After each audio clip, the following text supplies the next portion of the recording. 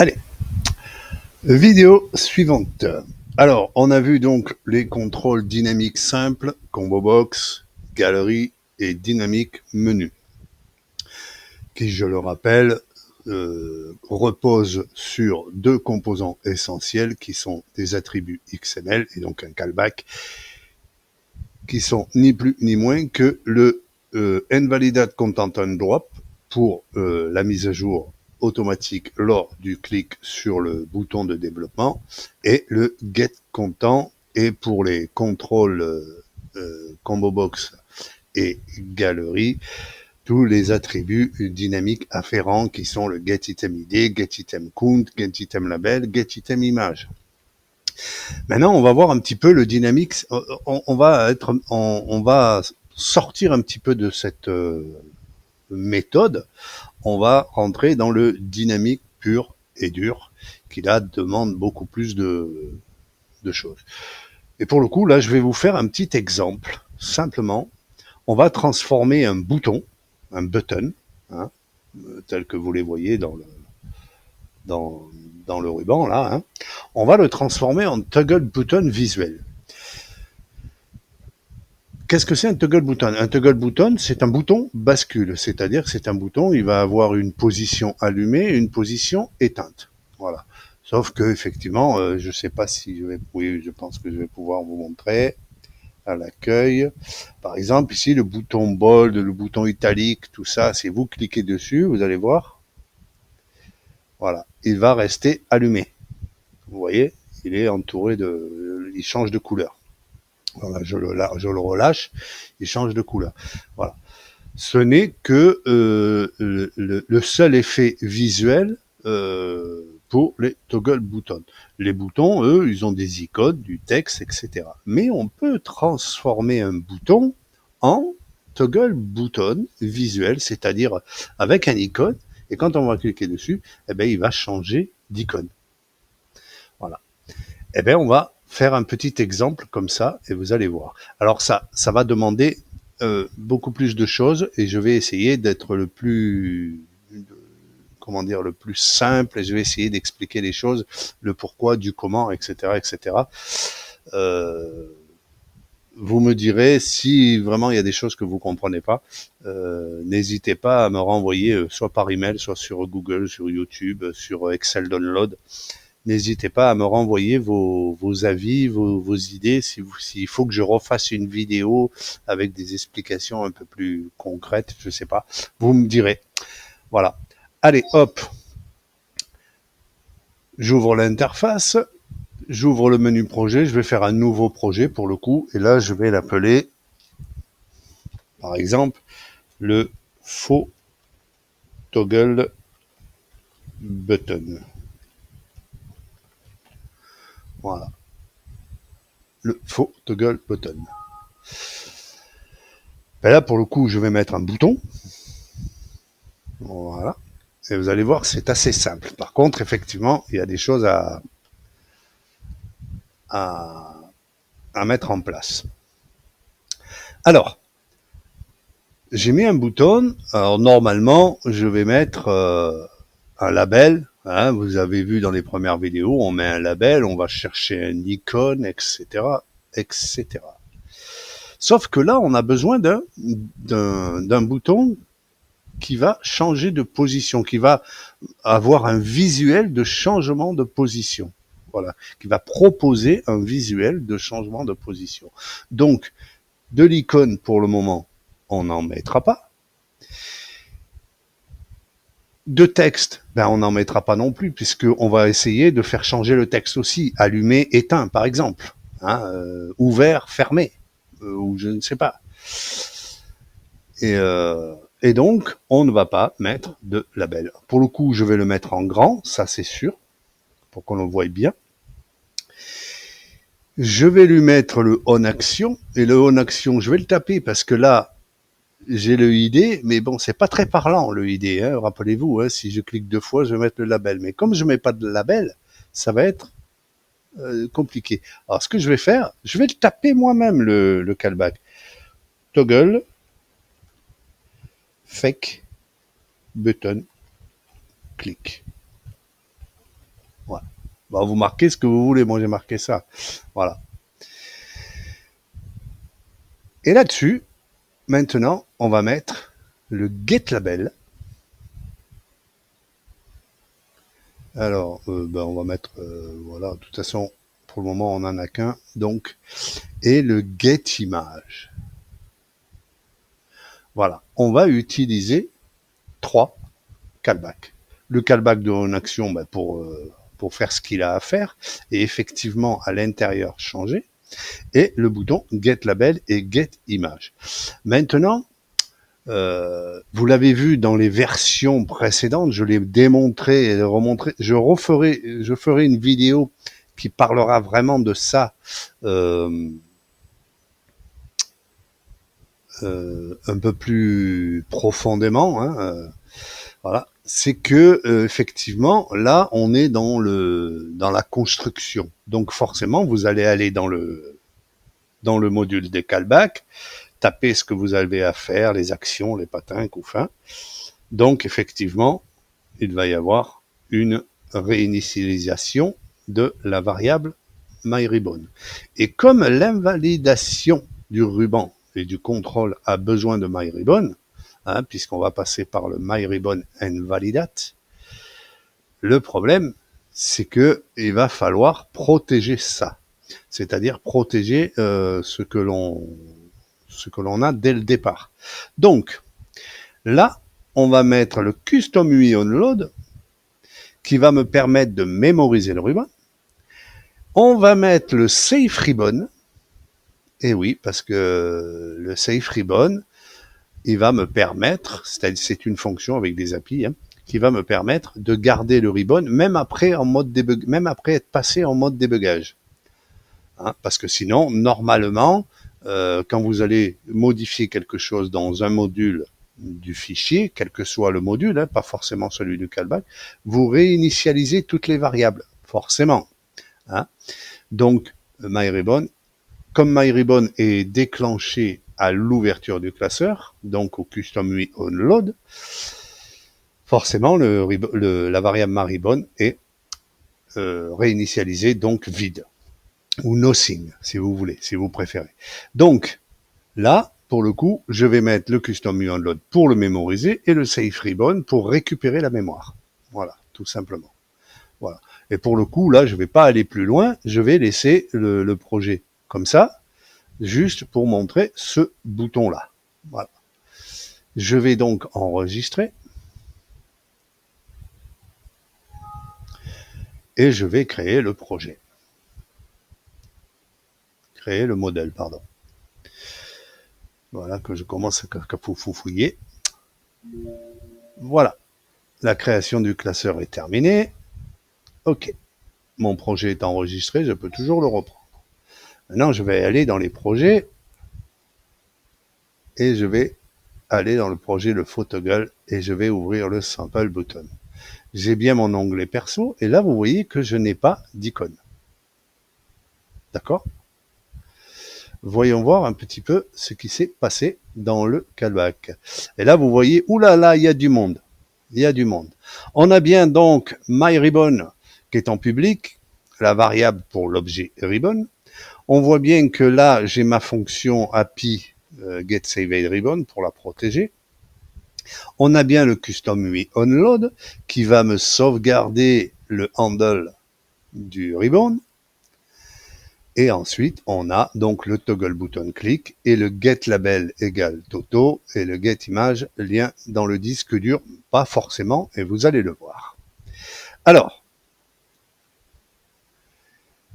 dans le myRibbon ici, dans le custom UI onload, on va mettre une variable. D'ailleurs, on va la mettre en public, n'est-ce pas? Public icône as string.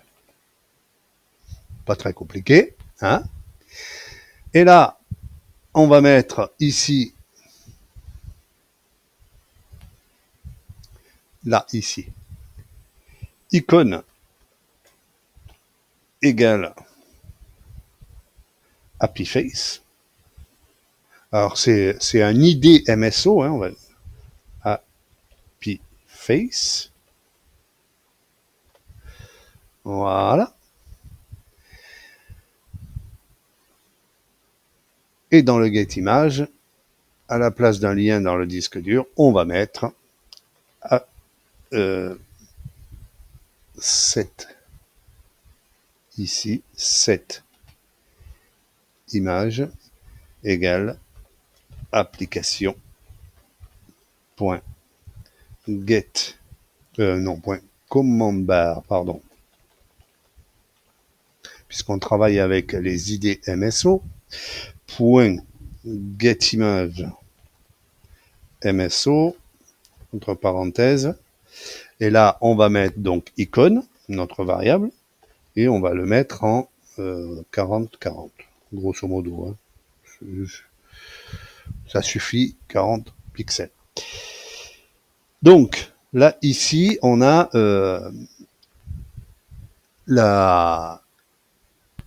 le callback, donc getImage, qui va nous mettre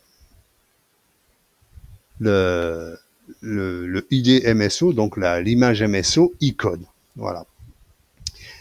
Et dans le clic, voilà, ici, on va mettre if icône égale happy face. Alors ça peut être fait autrement, honnêtement. Happy face, then icône égale sad face. Voilà, sourire. On va mettre F majuscule, sad face. Je crois que c'est ça la casse, hein. On verra bien. Else, icône égale happy face. Alors là, je fais des exemples très simples. Voilà, j'aurais très bien pu passer par une variable tableau, etc., etc., le faire changer 36 fois d'image à chaque clic. Ça aussi, c'est possible. Et voilà, il suffit d'avoir un arrêt, et puis voilà.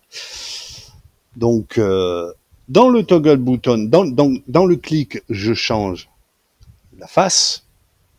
Ici, eh ben, le reste à faire, hein, c'est-à-dire ce que vous voulez que le bouton fasse, hein, en fonction de peut-être de l'icône, pourquoi pas, hein, si c'est happy face ou sad face. Et le get label, pareil, là par exemple je vais faire if icône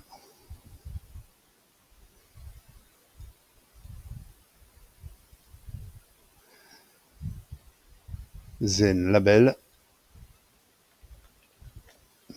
égale content,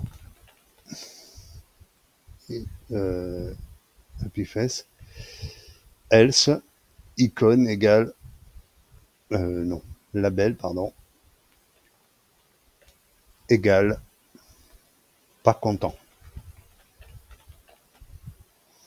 Voilà. On a donc notre bouton qui devrait normalement, selon toute logique, cliquer, changer d'icône et de texte. On va voir, parce que là, effectivement, il n'a pas été mémorisé au départ. Toto. Hop. Et là, on voit que ça ne change pas, parce que j'ai oublié quelque chose. J'ai oublié de faire un invalidate, tout simplement. Et où c'est que je vais le faire, l'invalidate? Je vais le faire ici. Donc, je vous ai mis en commentaire ici, justement, la possibilité, parce que là, on travaille dans le module VBA. Donc, forcément, my ribbon ici, elle ne vaut plus rien, hein, forcément. Hein. Donc, et on va la récupérer. Voilà. Et maintenant, on fait. Et là, vous avez donc en haut de module, hein, quand vous avez du dynamique à faire, dans le callback, généré automatiquement, vous avez tous les exemples d'invalidation pour le ribbon. Et là, nous, ce qu'on a besoin, c'est invalidate control. Donc, regardez, on va pas s'embêter, on va faire du copier-coller. Voilà, voilà. Hop. Et là, my ribbon. Et l'idée, donc, c'est le button 1.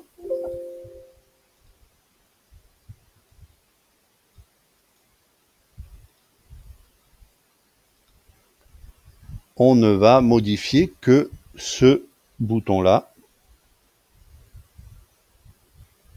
Normalement, ça devrait le faire. Et voilà. Donc, au clic dans le bouton, on va mettre à jour le ruban. Enfin, mettre à jour le contrôle, puisque là, on fait un invalidate control. On ne fait pas un my ribbon invalidate tout court. D'accord? Pourquoi je fais ça? Pourquoi j'ai choisi le invalidate control? Pour la simple et bonne raison, c'est que dans le ruban, vous pouvez avoir 36 contrôles dynamiques, des listes, des galeries, d'autres boutons, etc., etc., etc. Sauf que si vous invalidez, c'est-à-dire vous réinitialisez le ruban, donc par le ribbon myInvalidate, vous réinitialisez tout. Peut-être qu'il y a des choses que vous voulez garder, des positions que vous voulez garder sur d'autres contrôles. Donc là, on cible vraiment le contrôle à réinitialiser. Et le reste ne change pas. Voilà la différence de ces invalidate et invalidate control pour ces deux premiers. Voilà. Alors, là pour le coup, normalement, j'ai l'invalidation, donc voilà, content, pas content, content, pas content, content, pas content. Ça me fait rire. Mais vous voyez, voilà, là j'ai un toggle bouton, c'est-à-dire un bouton qui va changer de position visuelle. Voilà, c'est quand même un peu plus parlant que les toggles, entre guillemets, boutons d'origine. Voilà. Donc, on a la possibilité de transformer donc un bouton, hein, ça reste un bouton. Je ne dis pas que je fais de l'alchimie. C'est vraiment visuel. Hein, c'est que en fonction d'un état, le bouton va changer tout simplement grâce à hop, grâce au getLabel et au getImage, dans lequel j'injecte une std picture, parce que ça soit le load picture sur un fichier ou l'application commande bar getImage, crée un std picture. Et les icônes pour les boutons, ce sont des... Enfin, il a besoin d'un std picture en dynamique. Le getLabel, ben, si c'est Happy Face, on change, on met content. Si c'est sad face, ben, on met pas content. Voilà. C'est pas compliqué. Voilà, j'ai fait un exemple très simple. Hein. Et dans le bouton, et c'est dans le bouton, puisque l'événement à proprement parler, c'est le clic sur le bouton. Donc, je rajoute ma fonction de sécurité, étant donné que j'ai travaillé dans le VBA et j'ai perdu, forcément, j'ai modifié une lettre dans un module, que ça soit dans ce module ou dans un autre module. À partir du moment où je modifie un module, vous réinitialisez toutes les variables, public ou pas public, global ou pas global. Enfin, on parle surtout des globales et des publics. Donc, cette ligne-là, elle est faite pour récupérer l'objet myRibbon par l'intermédiaire de son handle. Voilà. Que j'ai enregistré dans le classeur actif, ça fait dans le classeur concerné, pour le mémoriser. Et je le récupère après en recréant l'objet grâce à copy memory. Voilà. Donc, au final, le fonctionnement, il est simple. GetLabel, GetImage, on change le texte, on change l'icône. Le clic, on invalidate. Le contrôle ou le ribbon tout court, ça c'est vous qui décidez. Enfin, si vous avez que ce bouton de dynamique, vous en foutez, vous pouvez mettre l'invalidate. Voilà. Mais si vous en avez plusieurs, moi je préfère travailler avec le contrôle. Et dans le custom UI onload, qui là est nécessaire, on sauve le handle, c'est-à-dire le numéro de série, la clé du handle, hein, enfin l'adresse mémoire, hein, du handle, du ruban, c'est de la fenêtre ruban, voilà. Et on met l'icône au départ en Happy Face, voilà, tout simplement. Voilà. J'aurais très bien pu, par exemple, ici, au Custom UI Onload, rajouter dans le, comment dire, dans le XML, j'aurais pu rajouter Custom UI Load Image pour qu'il me mette le Happy Face d'un coup, du premier coup, c'est-à-dire à l'image. Parce que là, à l'ouverture du fichier, le bouton est vide. Voilà. Donc, voilà, mais ça, ce n'est qu'un truc, et vous verrez, en faisant des inversions et tout, vous verrez que on peut s'amuser à faire plein de choses. Voilà, je tenais à vous montrer juste ce petit exemple. C'est vraiment un tout petit exemple parce que il peut avoir son intérêt, en tout cas visuel. Hein, si je regarde ça, voilà, c'est quand même plus parlant que ça. Voilà. Ça peut avoir son intérêt. Et là, je viens de vous montrer donc un exemple de contrôle dynamique, donc en l'occurrence le bouton que je vais transformer entre guillemets, pas transformer, mais visuellement en toggle button, donc en bouton bascule. Et donc voilà, nous sommes entrés dans la série des contrôles dynamiques et autres dynamiques. Vous allez voir, on va faire du switch, on va faire plein de choses et on va s'amuser. Voilà. Là, c'était juste une mise en bouche et vous voyez que ça demande quand même un peu plus de ressources que le Invalidate Content on Drop pour les contrôles dynamiques simples. Hein, je le rappelle, Combo Box, Galerie et Dynamique Menu. Là, on entre un petit peu dans le dynamisme, vraiment gérer quasiment tout dans les callbacks. Voilà, tandis que dans les autres, c'est vraiment interne dans Excel. Le Invalidate Content on Drop, il fait son boulot, mais c'est interne dans Excel, il ne figure pas dans le module VBA. Tandis que là, le Invalidate, il est dans le VBA. Voilà, c'est dans le VBA qu'on invalidate le contrôle. Voilà pour cette première démonstration de contrôle dynamique. Je le rappelle que et il est très important, je vous le dis, il est très important parce que c'est une galère. Si vous n'êtes pas obligé, que les choses soient claires, vous n'êtes pas obligé. Hein. Mais si vous faites du dynamique un petit peu comme ça dans le callback, préférez enclencher le Get Survey Ribbon, parce qu'à partir du moment où vous allez faire du VBA, vous allez changer des subs, rajouter des fonctions, moduler, modifier, patin, couffin, à chaque fois, si vous n'avez pas ça, vous êtes obligé de fermer le fichier et de le réouvrir pour que la variable myRibbon, elle soit valide. Voilà. Donc, moi, je vous ai rajouté cette possibilité-là dans le module des callbacks, de façon que vous n'ayez pas à faire cette fermeture et réouverture à chaque fois que vous modifiez quelque chose pour que le ruban fonctionne. Voilà. Voilà, c'était la première vidéo toute simple, le button qui se transforme en toggle button visuel. Donc, on change l'icône et on change le texte. Allez, rendez-vous pour la prochaine vidéo, toujours dans la série de dynamique. Allez, bye.